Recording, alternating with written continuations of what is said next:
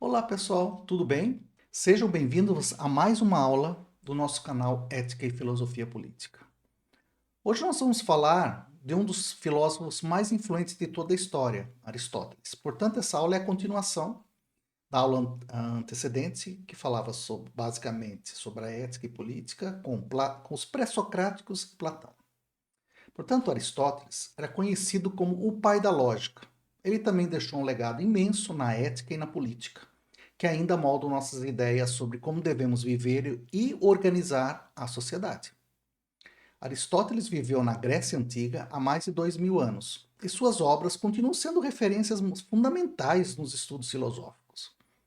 Sua abordagem foi muito diferente de outros pensadores da época, pois ele buscou entender a natureza humana e o que constitui uma vida boa, chamada eudaimonia, ou felicidade plena. Para ele, a ética não era apenas uma questão de regras, mas de desenvolver virtudes e hábitos que nos conduzam ao bem.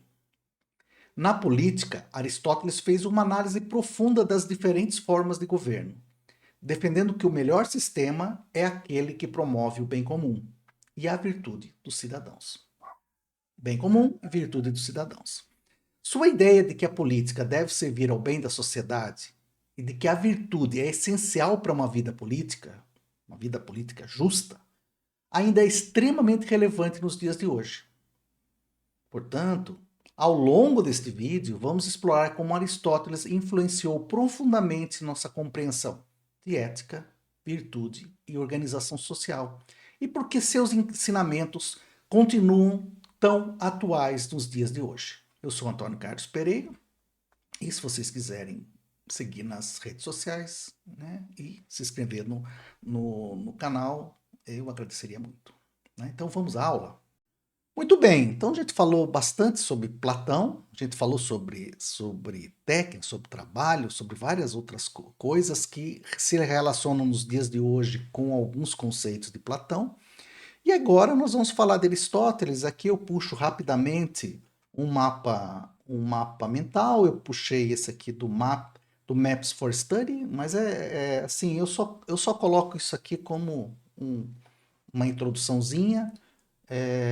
Os meus alunos gostam muito porque ele meio que mostra um conteúdo rápido, né, para depois eu fazer as considerações. Então, Aristóteles, ele falava muito sobre o meio termo, Platão já falava sobre isso, mas ele meio que, né, deslanchou em relação à questão deste meio termo, onde você, nesse meio termo, busca a felicidade, a virtude, o bem, né? E para Aristóteles, felicidade era a busca pelo aperfeiçoamento, pela excelência, certo? Pela perfeição. Então ele tinha aí sempre a questão de você sempre buscar o equilíbrio entre o excesso. Por exemplo, quando a gente for falar aqui, ó, excesso, a virtude e a carência. Então, o meio termo entre o excesso e a carência seria a virtude. O vício seria o excesso, o vício que seria a carência e o meio termo que seria a virtude. Então, que ele chamava de meio justo, justo meio, ok? E ele achava que o homem não nascia bom, que na realidade ele se tornava bom a partir do desenvolvimento de suas virtudes. E na política, ele falava sempre que o homem é um animal político. Defendia uma democracia oligárquica, o que é muito louco, né? Vamos parar para pensar. Ou seja, ele defendia uma democracia em que os oligarcas é que mandavam. Ou seja, você tinha assim, uma espécie de escolha das pessoas que são mais representativas na comunidade. Essas representativas seguiam os que mandavam, né, os que tinham certo poder, para que esses pudessem mandar na sociedade. Ele também, na metafísica, falava sobre o primeiro motor imóvel que, junto com o demiurgo de Platão, foram as primeiras concepções que, de alguma forma, trouxeram uma lógica, né, para o monoteísmo, né? Então, nesse primeiro motor imóvel, seria a primeira causa. Porque se você parar para pensar, tudo que você faz hoje é derivado de algo que aconteceu no passado, que foi algo que aconteceu no passado, que foi algo que aconteceu no passado, e assim sucessivamente até a primeira causa. E essa primeira causa, ela tem aí um ser, que é um ser imutável, eterno, que deu origem a tudo. E ele é o que, de alguma forma, iniciou esse primeiro motor imóvel. Ele também falava muito da questão da transformação do ato, que na realidade é uma manifestação do ser, do ato em potência, através do movimento. E essa potência nada mais é do que a possibilidade que algo tem de se transformar, no caso. Nós vamos ver muito mais para frente outros filósofos que também trabalham nessa concepção. Aqui eu também poderia citar a teoria das causas, aí eu posso citar basicamente a questão do finalismo, né? A causa finalística de tudo. E também fazer alguns comentários sobre Platão. Ele foi aluno de Platão, mas ele, em alguns momentos, em muitos momentos, ele meio que contrariou os preceitos de Platão. Um deles foi a questão do mundo inteligível com o mundo sensível. Ele argumentava que o mundo inteligível está dentro do mundo sensível, diferente de Platão. Nesse slide aqui, o que eu quero dizer? Que o ser humano ele pode medir seus comportamentos que variam desde os mais instintivos, como um animal no cio, até os realizados por medo ou castigo. Obviamente, o espaço para um ser autônomo, plenamente livre para pensar e agir, passa por conceitos morais que o movem. Por exemplo, qual seria o seu conceito moral que te move? Sexo, religião, poder, dinheiro, dever, medo. Qual seria o seu? Dessa forma, não é difícil de imaginar que os comportamentos morais variam desde o egoísmo, que a gente vai ver em outra aula, a lógica do subjetivismo egoísta, então desde o egoísmo até a prudência, passando sempre pelo meio termo, como a gente já viu ali. Esse usado por Aristóteles como o mais adequado para se alcançar a liberdade e a autonomia. Contudo, para se estabelecer qual ato é moral ou imoral, precisamos sempre de uma referência. Lógico, não é, gente? A gente precisa de uma referência para saber o que é certo e o que é errado. Ok? E aí eu faço alguns comentários. Por exemplo, para os religiosos, Deus faz bem esse papel. Por exemplo, Ludwig Wittgenstein, no século XX, afirmava que sem Deus não há moral. Portanto, não há referência se não existir Deus. E aí eu queria que vocês deixassem no comentário. Para vocês, sem Deus não há moral? Sim ou não? E aí a gente tem que voltar, né? Porque essa é a forma dos religiosos em ver. Mas a moral ela pode estar fora do contexto religioso, dos preceitos religiosos. Embora alguns autores considerem que religião e moral têm que andar junto, né? Eu não estou dizendo que não há preceitos morais dentro dos preceitos religiosos. Lógico que há. Mas você consegue viver uma vida moralmente aceitável sem necessariamente ser um religioso. Para minha opinião, e aí eu quero que vocês deixem a sua.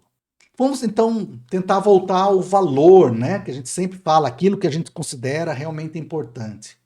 Aristóteles afirmava que se eu quiser viver bem com a minha razão, devo seguir o que é mais importante na minha vida. Portanto, que vida vale a pena ser vivida? Se você é contra o genocídio, mentir, matar, esses valores não se criam unicamente pela vontade ou inclinação própria, concorda? A qual deveriam existir. Mas por um conjunto de regras, normas, fatos e contratos, tácitos ou formais, que os cidadãos decidem com liberdade entre si. Vocês conseguem entender? Que vida que seria boa viver? Será que viver sendo um genocida?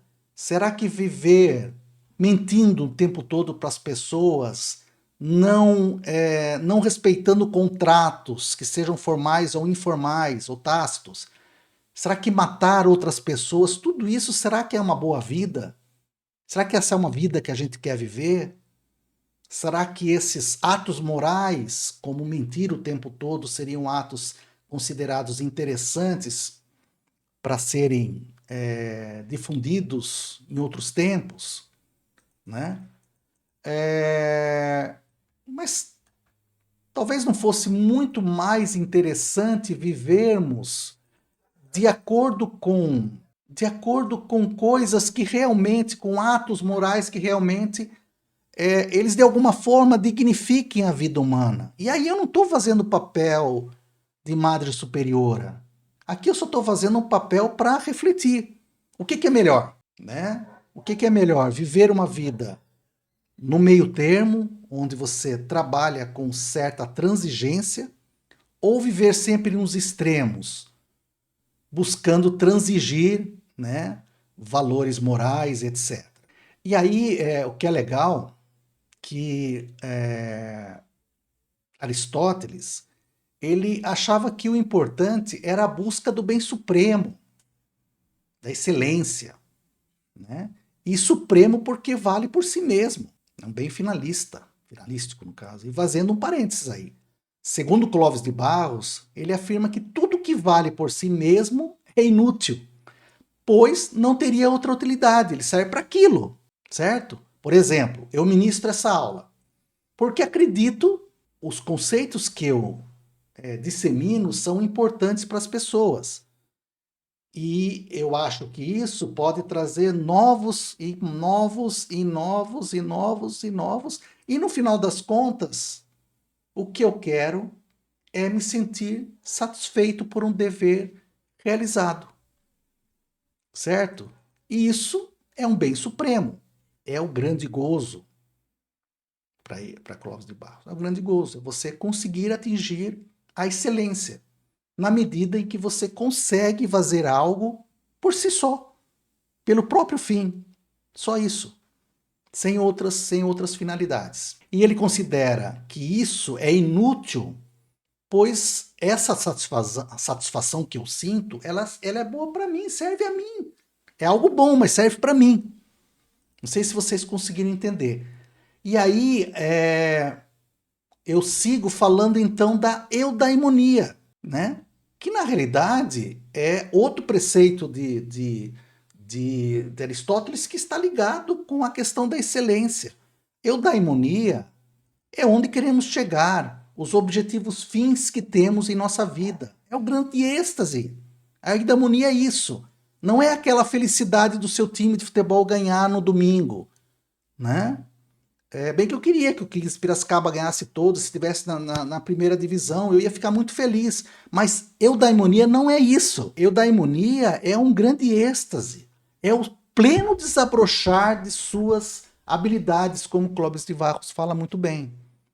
Né? De suas habilidades, de seus talentos. O pleno desabrochar disso. Então, partindo dos princípios anteriores, Aristóteles afirma que o bem supremo seria a busca pela eudaimonia, que alguns traduzem por felicidade, como eu comentei, mas que na realidade seria, vou repetir, pleno desabrochar da natureza de quem vive.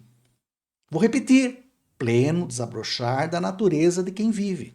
Pleno desabrochar de suas habilidades.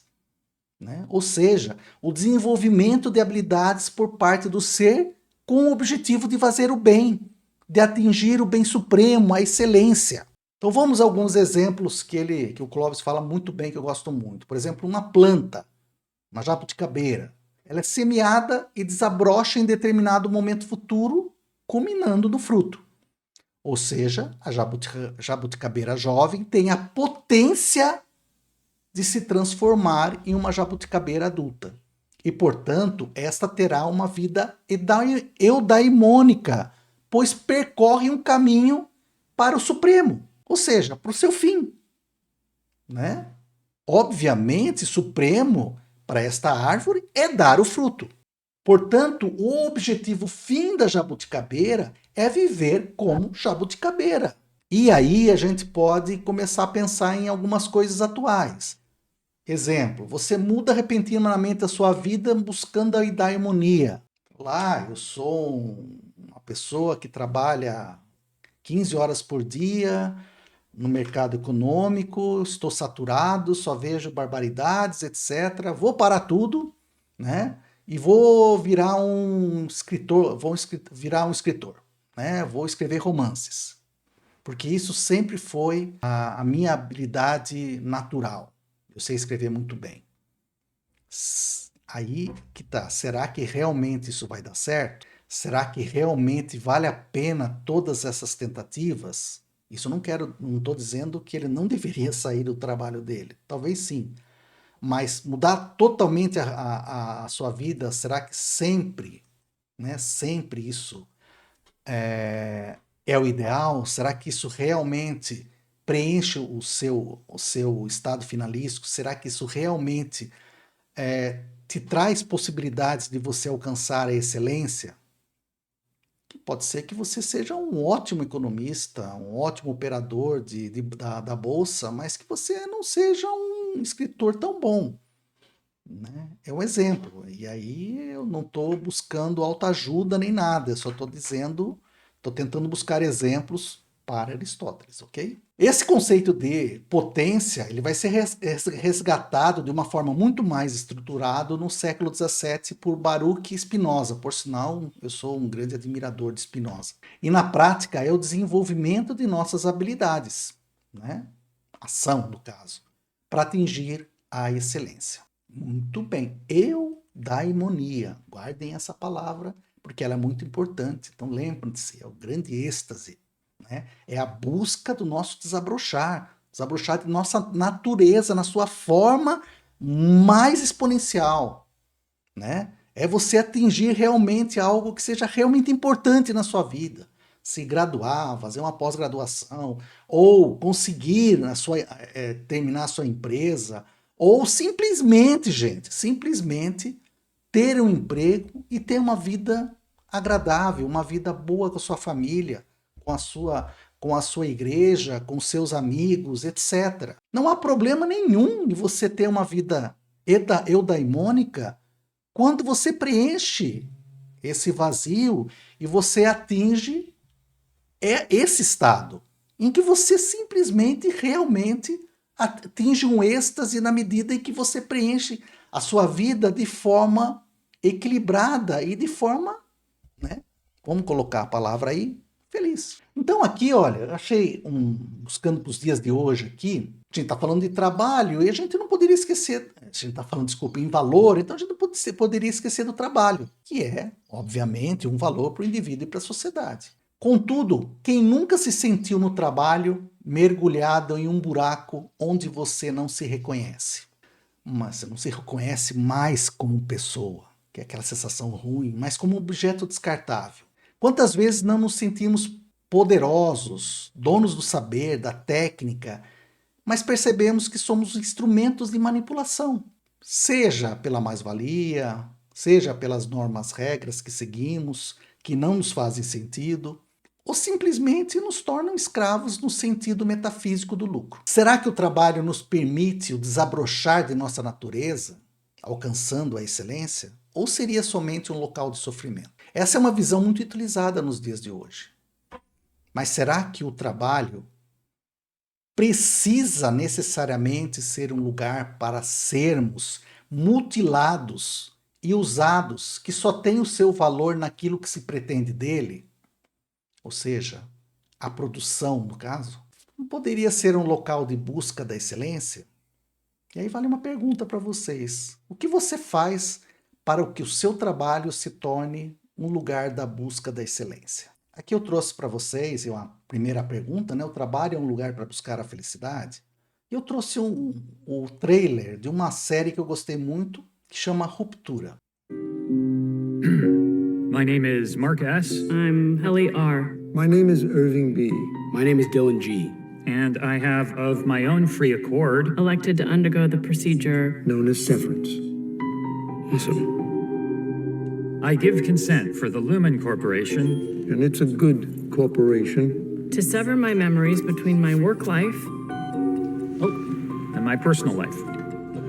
I acknowledge that once the procedure is complete, I will be unable to access my personal memories. whilst on Lumen's severed floor.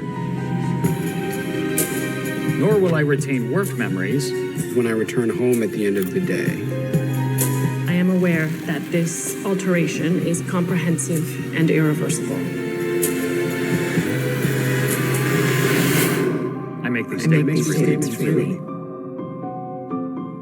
Okay. Então, vocês perceberam no trailer que essa série ela traz uma lógica em que você tem o seu trabalho, né, e você tem a sua vida pessoal.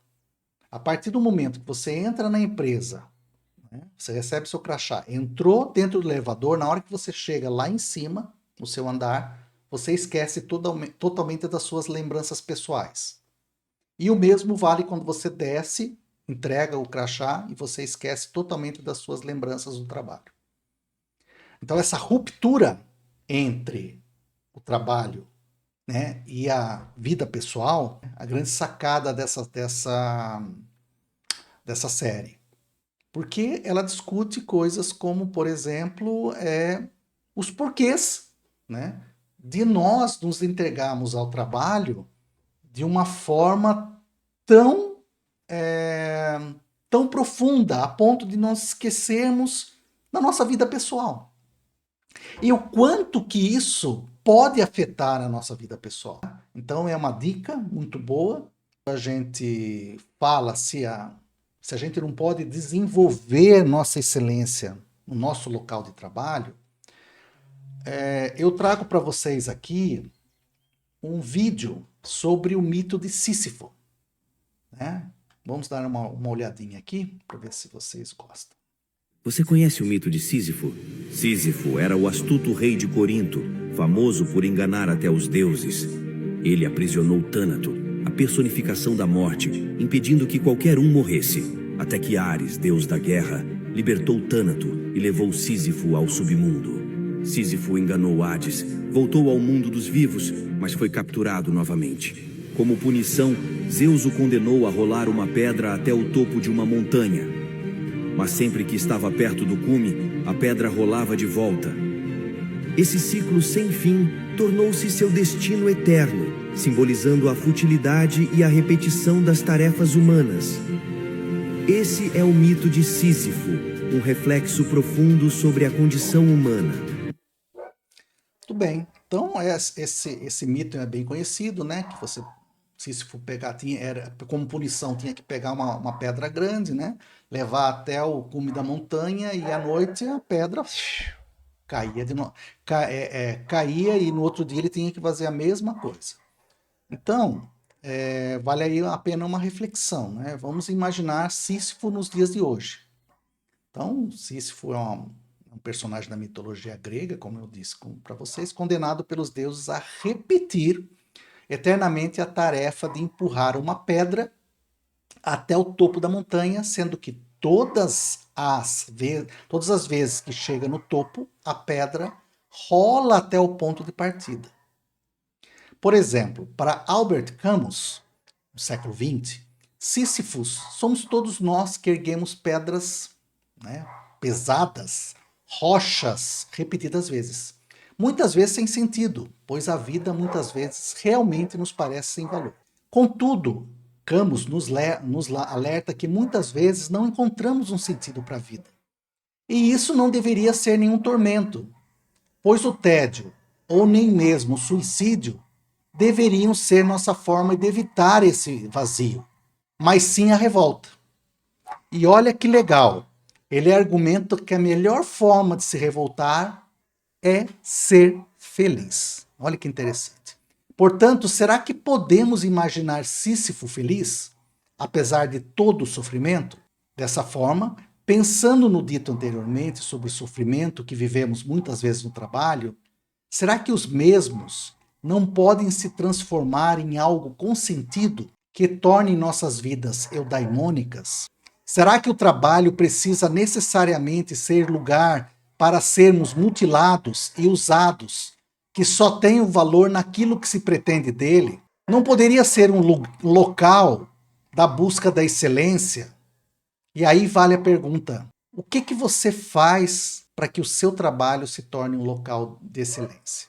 Além disso, outros espaços sociais como a escola não deveriam respeitar a natureza do indivíduo para o desenvolvimento de suas habilidades?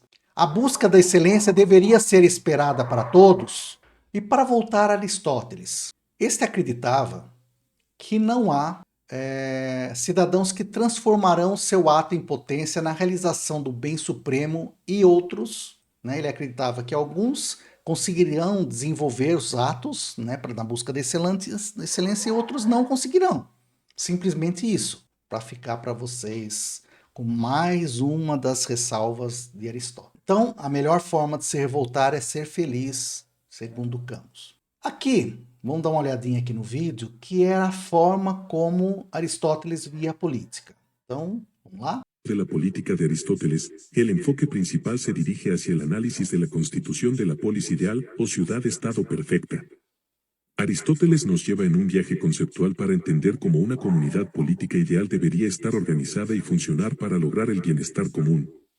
Explora los componentes esenciales de una polis, incluyendo la estructura gubernamental, las leyes y la educación cívica.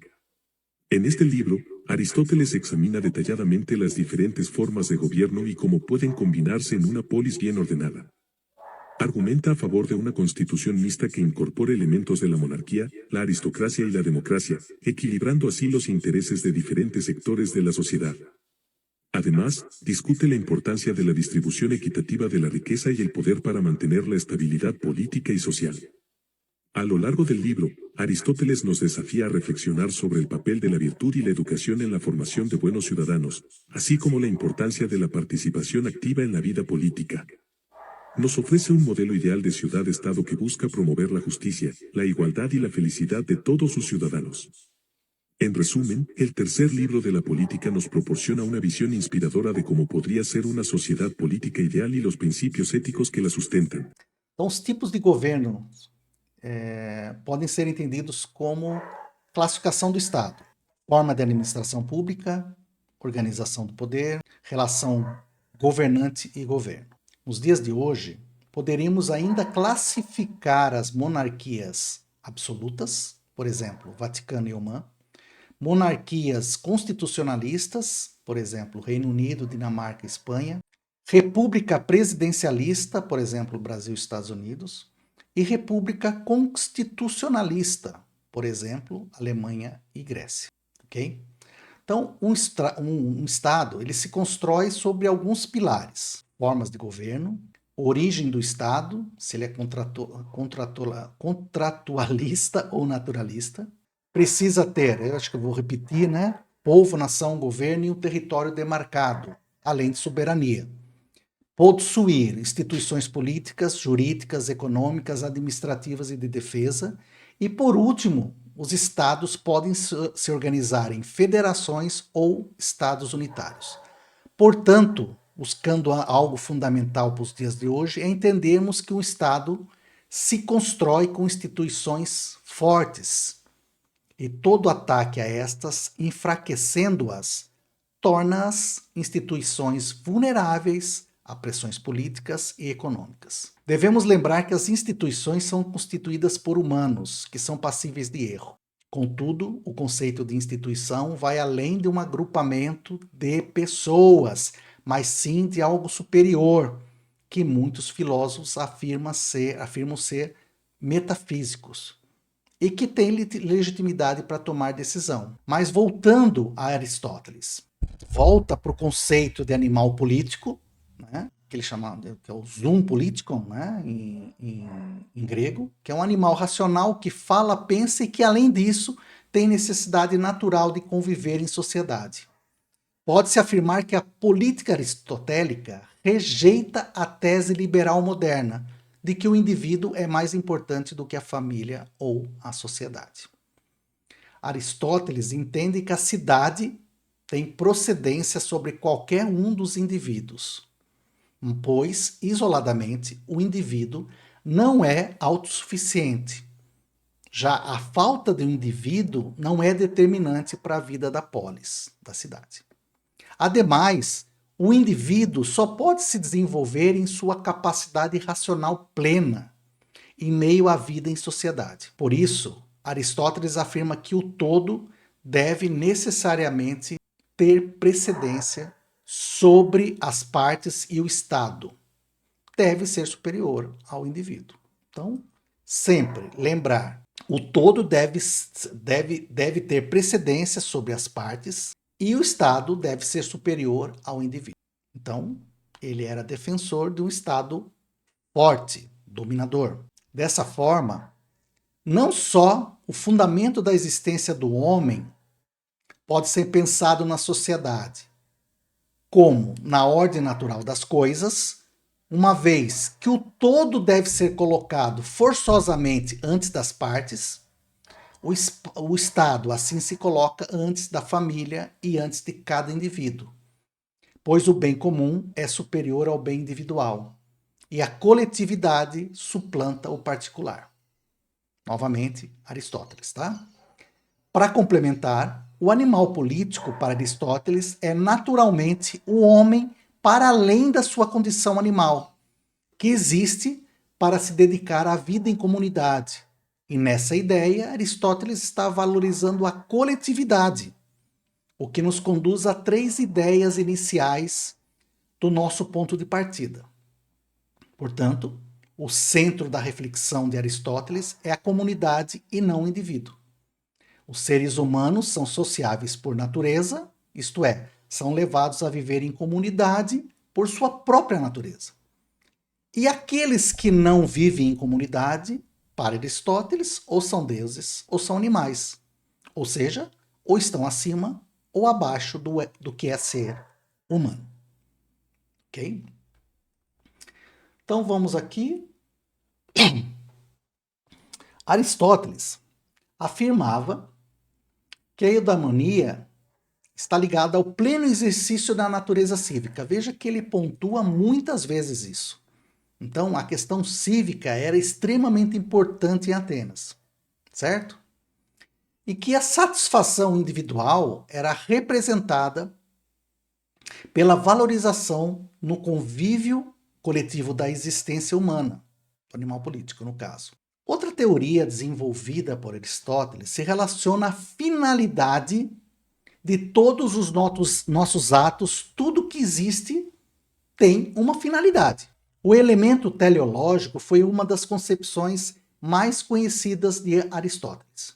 Moldando sua visão segundo um esquema finalístico, ele concebeu a natureza por analogia com um organismo vivo, em nítida contraposição à visão mecanicista dos atomistas, ou mesmo à visão geométrica matemática de Platão. Essa visão engendrou uma teoria que incluía o propósito ou causa final, como seu elemento irredutível e fundamental. Mas, qual a lógica dessa teoria? Se você não desabrocha sua natureza, não desenvolve suas habilidades naturais para alcançar a excelência, estará sempre mudando de lugar e, portanto, não encontrará seu lugar natural no cosmos, tornando a máquina desajustada. Esta era toda a teoria em relação à questão da natureza. É como se faltasse uma peça no quebra-cabeças do cosmos. Aristóteles ainda concebeu a ideia do primeiro motor imóvel, que a gente já comentou, que seria o responsável pelo princípio do movimento. Okay? O motor é o que move sem ser movido. Segundo Aristóteles, o primeiro motor é a causa do movimento das estrelas e das esferas celestes. E aí, para dar uma concluída, né, as teorias, que é importante, as teorias do lugar natural e da causa final, elas vão se esfacelar, logicamente, com as descobertas de Galileu. Isso lá no século XV para XVI. E as filosofias de Descartes e Spinoza no século XVI e XVII. Portanto, o mundo que era organizado, fechado e cósmico, né, para os gregos, passa a ser caótico, infinito e não cósmico, né, a partir de Galileu. Dessa forma, não era mais uma máquina, não poderia ser mais uma máquina. Nesse momento, o ser humano não tem mais o seu lugar no cosmos. E não há a eudaimonia preconizada por Aristóteles. Afinal de contas, você não ocupa o seu lugar natural no cosmos. Afinal de contas, a gente percebeu que o cosmos não era o que era preconizado por Aristóteles. E aí, nesse momento, século XV, XVI, XVII, nós vamos precisar de um valor maior, no caso, a ciência. E desaparece, no caso, a causa final de Aristóteles. Será que todos cumprem seu papel, seu dever cívico? Estou falando de Aristóteles mesmo. Será que realmente todos estão imbuídos de transformar a vida em sociedade em uma vida boa e virtuosa? Vamos dar uma olhadinha nos próximos slides, tá? Vou mostrar aqui 2 slides rapidinhos, né, para vocês verem. Padre Kelmon dessa eleição. É isso que você é. Você veio para tumultuar, você é uma caricatura. Eu sou o Padre Kelmo, eu vou exorcizar o demônio com a carteira de trabalho, que nunca trabalhou, um grande vagabundo nessa nação. Aceito sim exorcizar, você nunca vai ser prefeito de São Paulo enquanto tiver homem aqui nessa cidade. Já foi preso 3 vezes, esse indivíduo aqui, tem um processo dele que está correndo em segredo de justiça, porque ele usa companheirada para fazer isso. Eu vou mostrar que você é o maior aspirador de pó da cidade de São Paulo. Pode ficar com o tempo aí para você agora. Vai lá. Gente, por que ele pôs o boné? Porque é um símbolo universal de desrespeito. Qual que é a mensagem subliminar? Isso aqui é um teatro, eu não vou bater palma para palhaço dançar, e eu vou tratar vocês com o respeito que vocês merecem. Você é do sistema, você é comunista, você não sei o quê. Então, ó, eu não levo isso a sério. Tanto que eu tô com um boné aqui de M. Você entendeu? É uma linguagem não verbal poderosíssima. Aí o cara que tá preocupado com a agenda política dele, de comunicação dele, fica refém daquela situação. Ele fica completamente estremecido, ele não tá nem aí. O que ele vai falar pra mim? Nossa, o que ele pode falar? Todo mundo conhece seu próprio telhado de vidro, a sua própria vulnerabilidade. Ele desestabilizou todo o ambiente. Boulos é um bom debatedor. Ele estava totalmente perdido. Muito bem. Independente do lado, direita, esquerda aqui, vamos tentar lembrar do conceito de moral que eu explicitei na primeira aula, né? Que é o conjunto de valores, princípios, normas, leis que determinada geração, em determinado espaço mais tempo, transmite às demais gerações na confiança que se trata de um bom legado sobre o modo de se comportar para uma vida boa e justa. Vendo esses vídeos, né, de Pablo Marçal, que é um coach, ele é, né, um ex-membro de facção criminosa, isso é provado, não estou falando, pelo amor de Deus, tem várias notícias sobre isso. É só procurar, gente, é só procurar. Prova que o abismo olha para os que olham para o abismo. Estou repetindo novamente. Cuidado ao olhar para o abismo. Ele pode olhar para você. Repetindo isso de Nietzsche, século XIX para XX. Assim, gente mirando isso, tá? Muita gente mirando isso. E pedindo, pelo amor de Deus, mergulhem nesse abismo. A ascensão e queda de Pablo Marçal, de um pequeno partido, né, na disputa eleitoral de São Paulo, causou espanto e indignação. Ele repete todos os mantras do obscurantismo de outros candidatos extremados, né? Só que Marçal era diferente, porque ele tinha sua própria legião. A pergunta que fica aqui, ó, com toda essa violência verbal, com toda essa falta de respeito, necessidade de expor o que ele realmente quer, porque na prática ele usa de uma tática de violência, né, extremada, mas ele deixa de falar o que ele realmente, né, gostaria de fazer pela cidade. Então sua base de iniciativas políticas que ele poderia explicitar fica em segundo plano, o que vale é o teatro. E aí a pergunta que fica é, será que nós realmente queremos isso, né, como um modelo político para as próximas gerações? Será que esses comportamentos que a cada dia se tornam mais normalizados são realmente algo que vão realmente vir para ficar? Será que é isso que nós queremos? Será que nós queremos que o debate político se transforme numa guerra ideológica em que vale tudo? Eu fico imaginando que isso não me parece algo minimamente aceitável, né? E aí a gente vai falar de Trump. Ele confronta a justiça, né? Na medida que, por exemplo, ele envia ele deporta centenas de imigrantes presunçosamente ilegais, né, para El Salvador sem a permissão legal. Então, a perseguição aos imigrantes é um dos grandes motes, é um dos grandes inimigos imaginários de Trump, certo? E a gente poderia falar muito mais sobre a imigração nos Estados Unidos e o quanto que esta estratégia anti-imigração pode prejudicar a economia americana. Mas vamos só focar no que ele fala. A questão também dele falar em anexar o Canadá, de anexar a Groenlândia, incrível, mas ele nomeou um ministro da saúde que é contra a vacina. E aí vocês veem, por exemplo, aqui uma notícia em que o número de casos de sarampo, ele alcançou o número de casos de 1992, gente. Sendo que o caso de sarampo eram mínimos. E nessa reportagem aqui, mostra que há mais de 2.000 casos de sarampo que ocorreram desde que Trump assumiu. Além de tudo, ele tem um histórico de sexismo, a questão da invasão do Capitólio, que houve mortes, né? Os processos, inclusive que ele foi condenado, e tudo isso, né? Uma série de outras coisas. Muito bem, e a questão da negociação com a Ucrânia e a Rússia, quando na prática o que os Estados Unidos queriam eram as terras raras da Ucrânia, e ele falou com todas as letras, foi lá, negociou e conseguiu para as empresas americanas um espaço grande ali dentro do território ucraniano para poder retirar esses produtos. Sugestão dele de retirar todos os palestinos da faixa de Gaza, que na prática meio que está se consumando, e assim por diante, né? Será que todos esses atos são atos morais, né, minimamente aceitáveis? Fico pensando aqui, e talvez vocês possam pensar também. E aí, vamos terminando Aristóteles, né?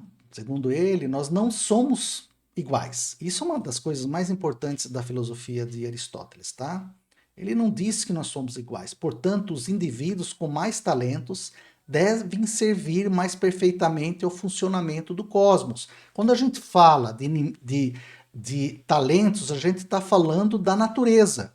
Ou seja, a natureza dá a cada um, né, o que é dele. Então, eu tenho o meu padrão estético que não pode se comparar, por exemplo, com um ator global que foi selecionado num monte de centenas de atores e que é belíssimo, etc. É a mesma coisa, eu não posso ser comparado com um grande jogador de futebol, então porque o outro lá tem um talento especial para jogar futebol, o outro tem um talento especial com a questão da estética, o outro tem um talento para fazer negócios e assim por diante. Mas para Aristóteles, os indivíduos com mais talento devem servir mais perfeitamente ao funcionamento do cosmos e, portanto, cada indivíduo deve saber qual o seu lugar nessa engrenagem. Dessa forma, a escravidão é bem-vinda e a visão elitista aristocrática é contemplada baseada nos talentos da natureza, né? Então, será que dar as melhores flautas para os melhores flautistas é o certo a fazer? Haveria outras formas de resolver essa questão da distribuição das flautas? Será que o reequilíbrio das condições naturais, ou seja, quem tem uma deficiência, uma limitação, poderia ser equalizado com os demais por uma ação afirmativa? Tem gente que não suporta isso, mas é uma pergunta. Isso não poderia ser uma forma de contribuir para um mundo melhor? Isso não seria uma forma de a gente obedecer a uma lógica da equidade? Né? Portanto, essa concepção elitista de Aristóteles muda com a chegada de Jesus, onde o mesmo afirmava que o valor de um indivíduo não é medido pelo seu talento, mas pelo que você pode fazer por eles, ou com eles. Dessa forma, o valor passa da natureza para o amor. Quantos lembram disso nos dias de hoje? Moramos em um dos países mais cristãos do mundo e, mesmo assim, a solidariedade, o amor e o respeito ao próximo, tão propagado pelas palavras de Jesus, parecem ter sido esquecidas. Inclusive por muitos que batem no peito e se consideram os eleitos de Deus. Portanto, e aí continuando, para Jesus o valor está na deliberação, no livre-arbítrio e o encaminhamento que cada um faz à própria vida. Nesse plano, Jesus nos mostra que todos somos iguais no que é importante. Ou seja, na essência humana. Muito bem. A gente vai ver lá para frente várias outras coisas, teoria da prosperidade, teoria do domínio, tal, em que vocês vão perceber o quanto que esse valor de Jesus, o amor, ele é distorcido. Afinal de contas, se você não quer propagar o amor, é muito fácil. Você, em vez de usar o Novo Testamento, você usa o Velho Testamento. E aí você usa figuras como Davi para justificar uma teoria do domínio. Afinal de contas, Davi fez barbaridades durante a vida e foi perdoado, né? Da mesma forma, grandes líderes autoritários na extrema-direita, eles podem fazer as barbaridades que quiserem, porque eles são o quê? Eles são o Pai, eles são o Deus. Então, eles semideuses que podem fazer o que quiser porque serão perdoados. Estamos falando um pouquinho da teoria do domínio, que nós vamos falar um pouco mais depois. Então, aqui, ó, quando a gente olha para as consequências dessas maneiras de Aristóteles, eu vou falar rapidamente que a vida boa, como pertencimento ao cosmos, implica em renovação contínua. Portanto, a eternidade é aberração. Para Aristóteles, a eternidade não existia. Tá? Porque as peças precisavam ser trocadas nessa engrenagem. 2. O indivíduo, quando tenta impedir sua finitude, presta desserviço ao cosmos. E o valor de uma pessoa é dado por sua capacidade, por sua potência, pelos seus talentos em fazer o cosmos funcionar. E aqui eu faço somente um comentário, tem várias frases aqui, mas eu vou fazer um comentário sobre a primeira frase. Homens, diz o antigo provérbio grego, são atormentados pelas opiniões que têm das coisas e não pelas coisas em si. E aí eu vou conceber um pouquinho Pascal, pois, segundo ele, seria uma grande vitória obtida para o alívio de nossa miserável condição humana, se esta proposição pudesse ser estabelecida como totalmente verdadeira. Vamos lembrar o que é totalmente verdadeiro. Os homens são atormentados pelas opiniões que têm pelas coisas e não pelas coisas em si. Pois se os males têm entrado em nós, apenas pelo julgamento que nós mesmos fazemos deles, parece que está, então, em nosso poder, nosso próprio poder, os menosprezar ou os transformar em bem. Será que todo fato que julgamos ruim realmente o é? Não conseguimos relativizar, torná-lo menos agressivo aos nossos sentimentos? Ou seja, será que todos os sentimentos ruins precisam nos agredir necessariamente? Se essas coisas dependem de nós, por que nós não as transformamos e as adaptamos para nosso proveito ou proveito da comunidade? Se o que chamamos mal e tormento não é nem mal nem tormento por si mesmo, porque muitas vezes isso está dentro de nós, né? Nós transformamos alguns fatos em fatos que necessariamente são ruins para nós. E aí, continuando, se eles não são tormento por si mesmo, mas só nossa fantasia é que lhes atribui tal qualidade, podemos mudar isso. Eu acho que a gente pode mudar isso. Se isso só depende da nossa própria escolha, se não há nada nos coagindo, seríamos certamente muito tolos em fortificar aquilo que nos é muito prejudicial, atribuindo à doença, à privação e ao desprezo um gosto amargo e repugnante, sem estar em nosso poder lhes dar um alívio prazeroso. E se o destino apenas fornece o assunto, a nós é que cabe lhe darmos forma. Será que conseguimos transformar algo ruim em algo que sirva de lição e no aprendizado possamos agir para tornar este mundo melhor? É a última mensagem que eu deixo a vocês. Eu gostaria muito de agradecer, pela paciência que vocês tiveram. Se vocês quiserem e se acharem adequado, se inscrevam no canal. Podem me seguir nas redes, que eu vou sempre publicizar novas publicações, etc. Novamente, espero que vocês estejam gostando e que estejam apreciando o conteúdo. Ok? Muito obrigado a todos pela paciência. Espero vê-los nas próximas aulas.